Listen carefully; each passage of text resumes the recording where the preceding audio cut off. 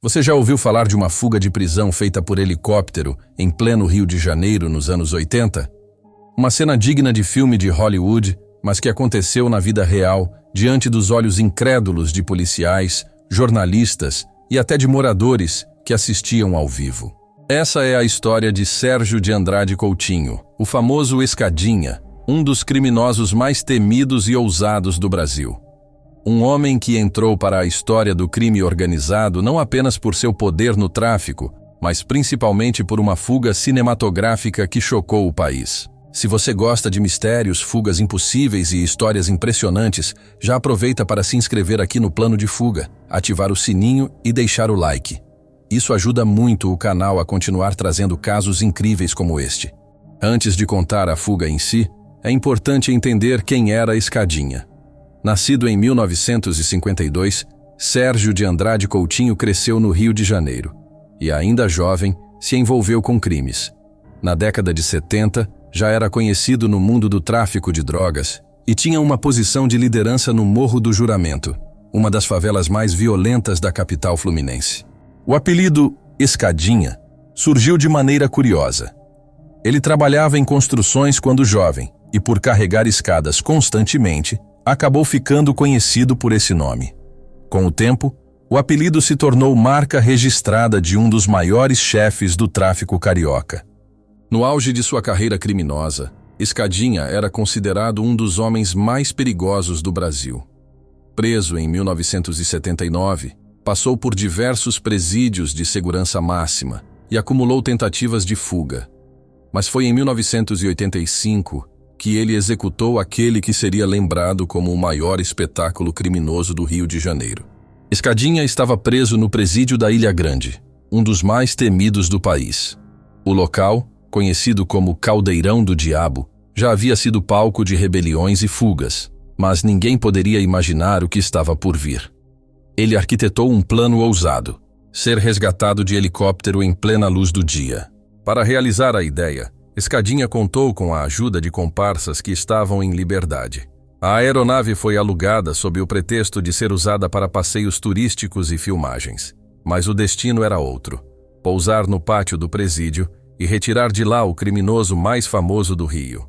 Tudo foi pensado nos mínimos detalhes: a data, o horário, os códigos usados para a comunicação e até mesmo o caminho de fuga logo após a decolagem. O plano era arriscado, mas Escadinha confiava que a ousadia seria sua maior arma.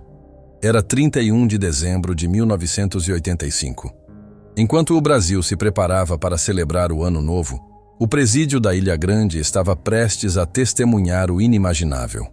No meio da tarde, um helicóptero se aproximou lentamente da penitenciária. Para os guardas e presos, a cena parecia comum. Afinal, aeronaves militares e de imprensa sobrevoavam a região com frequência. Mas aquele não era um voo comum. De repente, o helicóptero fez uma manobra ousada e pousou dentro do pátio da prisão.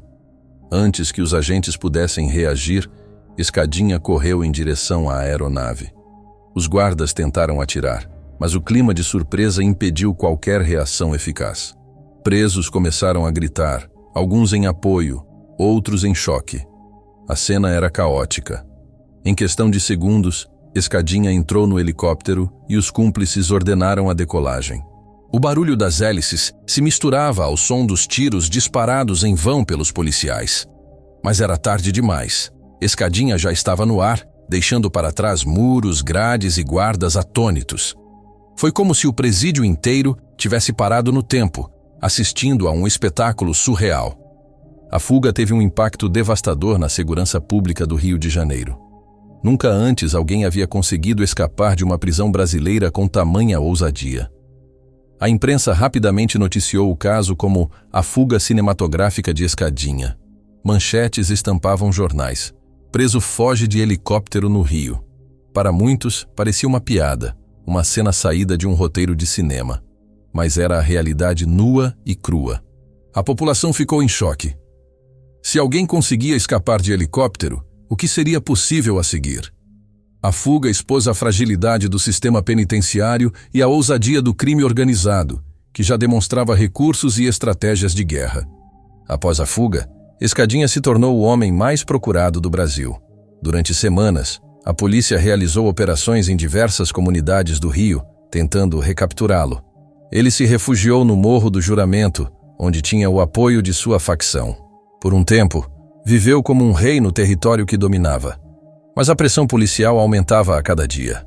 Em fevereiro de 1986, pouco mais de um mês após a fuga, Escadinha foi localizado e recapturado em uma operação da polícia.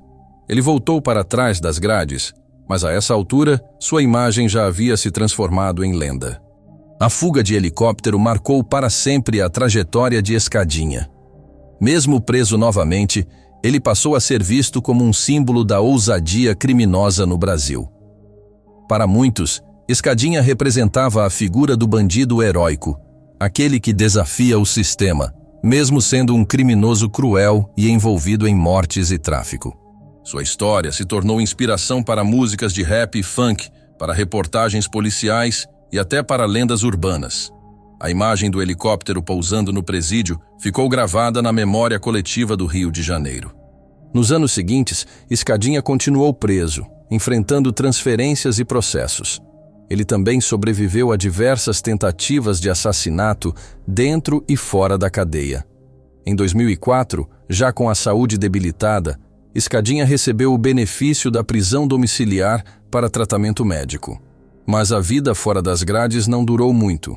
Em 2004, ele foi assassinado a tiros dentro de casa, no Rio de Janeiro. O destino mostrou que, mesmo para os criminosos mais ousados, não há fuga eterna.